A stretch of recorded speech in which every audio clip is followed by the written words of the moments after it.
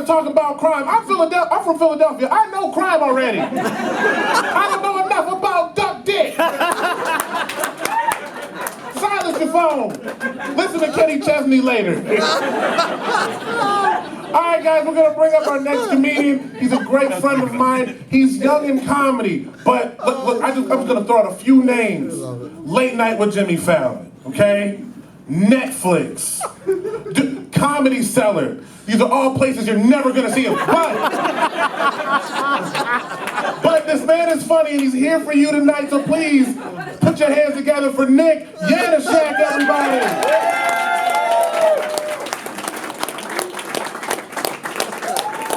That is the perfect introduction. Damn it.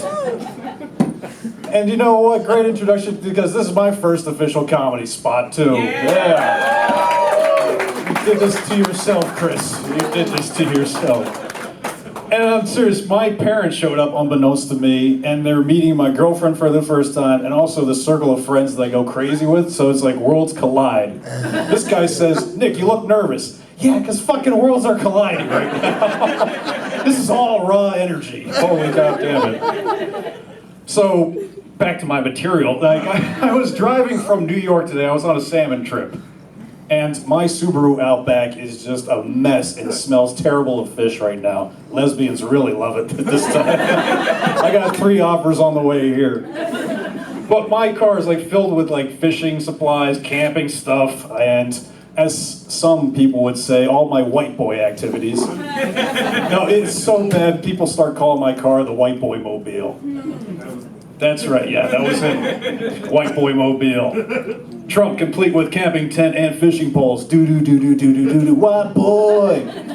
Roof rack that can fit up to 3 kayaks. Do-do-do-do-do-do-do-do, white boy. Guitar in the back seat. Do-do-do-do-do-do-do-do, white boy. Sirius XM radio tuned to 90s alternative rock. Do-do-do-do-do-do-do-do-do-do-do-do-do-do-do-do.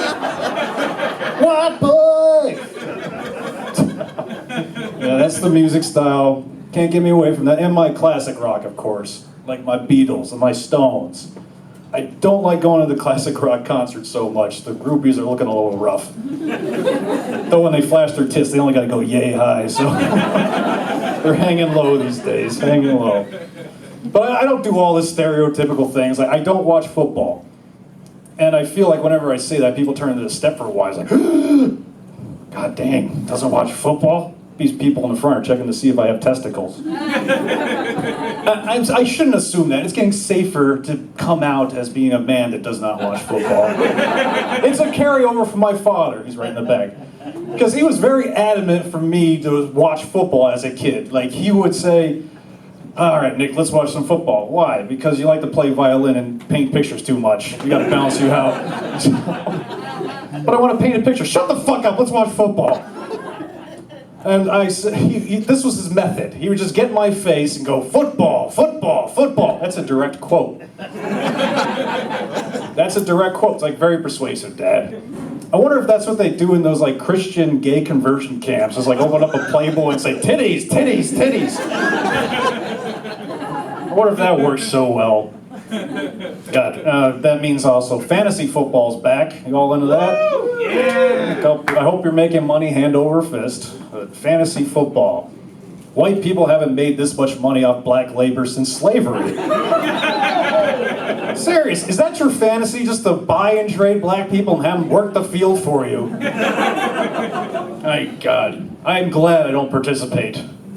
That's a lie. My friends did get me to get into fantasy football one time. And just to let you know how clueless I was, on the first draft pick, I picked a kicker.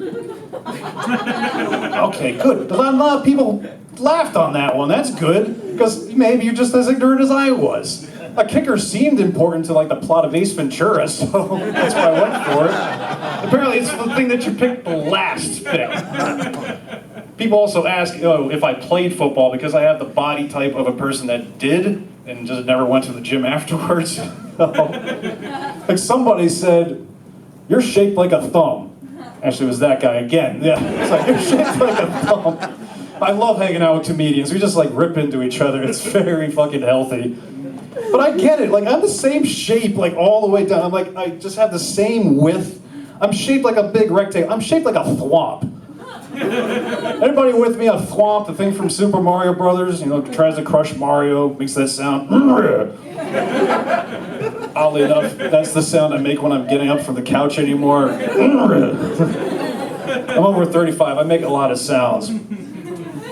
I'm at the age now where I have to psych myself up to pick something up off the ground. Like, if I drop money on the ground, it needs to be at least equal to my copay before I pick that up.